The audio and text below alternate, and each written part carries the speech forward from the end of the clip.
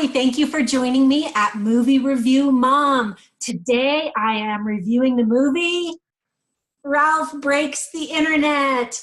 It was adorable. I gave it an A, and I'll tell you why.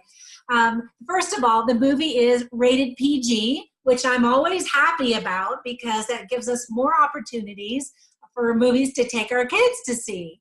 So that's awesome. It's 114 minutes long, and it goes by really quickly. I could have watched it longer. I thought it was super cute. Some tips for parents first, and then I'll tell you a little bit more about it. Now, while it is an animated movie for kids, there is some behavior that is less than ideal. However, I think they did a really good job cleaning things up. For example, a couple of characters sit at a bar drinking, but they make a point of telling you that it's root beer. So that's good. Some characters steal something, but it's for a good cause. I don't know about that one, but it's actually a really good opportunity to talk to your kids about right versus wrong and the gray area that sometimes we put in our own minds about what's really okay and what's not okay. There is a lot of burping and farting and talk of butts because it's a kids movie, right? It's not excessive, but it's definitely there. There's some jokes about manscaping at the very beginning of the movie that kind of fell flat, and maybe little kids won't even actually understand the joke. Parents will kind of roll their eyes, maybe laugh, I don't know. There's some name calling and some religious exclamations like OMG, except for they say the whole thing out. There's lots of violence and people in peril. You know, it's a cartoon. We see a lot of that in cartoons. There's tons of destruction, which you shouldn't be surprised about because it's Wreck-It Ralph after all. And despite it being an animation, there are some women who wear kind of tight-fitting, revealing clothing, which always makes me laugh. I think of the movie Who Framed Roger Rabbit, and Jessica Rabbit is just super sexy, and she's like, I'm not bad, I'm just drawn that way. But anyway, so in a nutshell, if you have not seen the first Wreck-It Ralph movie, you're going to miss a little bit about the character development and the backstory. If you've never played the game before either, you might not quite understand who all of the characters are. But if you're on the page, you've played the video games, watched the movies, then I think you're going to really get a kick out of it. It's really fun to see how they lay out the internet in a movie format. And I think it's just adorable. They did a really good job, I think. The social commentary is hilarious, and I think it's spot on. Some of the themes in the movie are that Sarah Silverman's character, who's Vanellope, she says, doesn't the very nature of our existence make you wonder if there's more to life? She's been playing her same game over and over again, Sugar Rush, Candy Crush, and, you know, she's getting a little bored. And, of course, Wreck-It Ralph is perfectly content, and so he doesn't understand her search for more. And I think that's a really good conversation to bring up with your kids as well is, you know, what do you want out of life? And it's a matter of creating your life, not just waiting for things to happen. And so Vanellope makes it happen. And in effect, Wreck-It Ralph does too. The key to parenting is, you're going to find that out in the movie. Actually, it's really cute how they talk about that. There are two characters who actually got together in the last movie, the first one, and now they're parents, and it's just hilarious. So parents will really get a kick out of that. The movie certainly is about friendship and really the evolution of friendship. Sometimes I've had incredibly close friends years ago, and we've just drifted apart. And that breaks my heart. And then there are other friends that I haven't seen in years, and the minute we're back together, it's like we haven't been apart. And then there are some friendships that don't really meet the needs of the people anymore, and so it just sort of dissolves or dissipates. And so it's really an interesting conversation again to have with your kids. I think it's especially interesting in high school, you know, when everybody signs their yearbook and hugs a tearful goodbye. Oh, keep in touch. And then, you know, life happens. However, with Facebook, it is so much easier to keep in touch with friends. And I love that. My kids laugh that I'm still on Facebook. They're one by one dropping off all social media, but which I think is an interesting commentary in and of itself.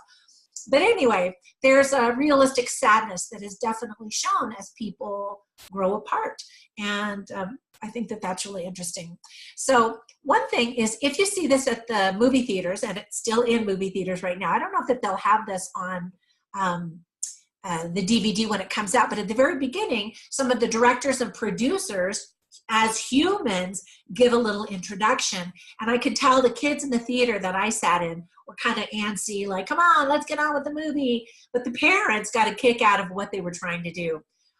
So I thought that that was kind of cute. I love the little details in the movie. I love details in any movie. I look for them. I appreciate them. It shows that some real thought has gone into the movie, and there is a lot of that. A tiny little detail, for example, at the very beginning, Wreck-It Ralph is looking at the computer screen. This is before the movie has even started. And you see the typical icons that you have on your computer, one being a little calendar at the bottom. And it happens to be the date that the movie actually hit theaters, at least in the United States. That's a little tiny detail that I appreciate. I got a kick out of that. I love the relationship between Ralph and Vanellope. They're playful, loving, supportive, and John C. Reilly and Sarah Silverman do a really great job voicing them. And you can really feel the love. I don't know if they're friends in real life, but they do a great job with their voices to make you feel like they really have a sweet friendship. And they're kind of an unlikely pairing. And I love that too, that as we look around the world, we might judge someone instantly when we first see them, not knowing the content of their heart, and that person could very well become our new best friend. And I love that. I love discovering new people. The clickbait gags while they were on the internet were so true and funny. I loved Alan, I don't know how to say his last name, Tudyk? Anyway, he plays the voice of Knowsmore, and I thought he was really cute. I actually wanted to hear more of him or see more of him because I thought he was a cute character. I'm reading my notes from my written movie review, which you can always read at moviereviewmom.com, because I have so many things I want to talk about. I always forget as soon as I turn on my webcam. But before I go on, I have to say, the princess scenes, there were several, in this movie were to die for. Now that's coming from a mom's perspective and a female's perspective, because I talked to somebody else the other day and he's like, oh, those princess scenes just ruined the movie for me. And I was like, what? They were awesome. So women and girls for sure will love them. And I don't know about everybody else, but I thought they were hilarious, and I could have watched a whole movie of that. There were so many references to movies, other movies, video games, internet nuances. I love how the film incorporated so many of those elements. The animation was really, really good. There was lots of humor for kids and adults. Not all of the cameos are spoiled in the trailer. So that's good news, because sometimes you watch a trailer and that's the best parts of the movie. But not so in this movie. There's some really cute stuff. Taraji P. Henson voices Yes, who has some fantastic costume changes. And she's got this really cool fiber optic coat that I would love to see sold in stores. I don't know if I'd buy one, but it was super cute. And then there was Stan Lee. I loved that. You've got to catch that. And by the way, speaking of Stan Lee, the Spider-Man Into the Spider-Verse just came out, and there are two awesome cameos. Well, hold on, I take that back. I might be mixing movies. At the end of in the movie Spider-Man Into the Spider-Verse, there's an animated cameo of Stan Lee, and in fact, that was his last voice that he recorded before his death.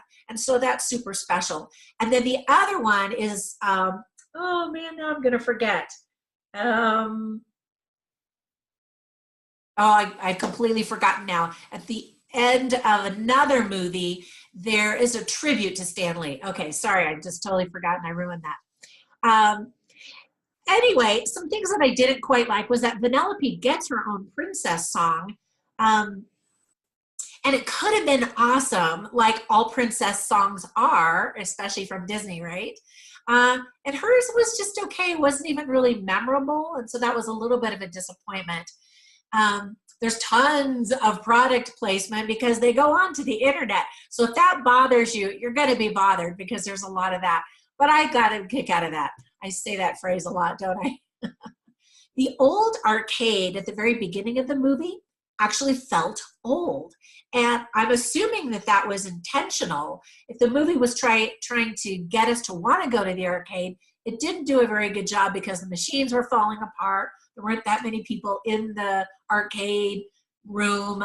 And I suspect it was intentional to make the internet seem that much brighter and more exciting than what the old arcade was. I mean, that's a minor thing.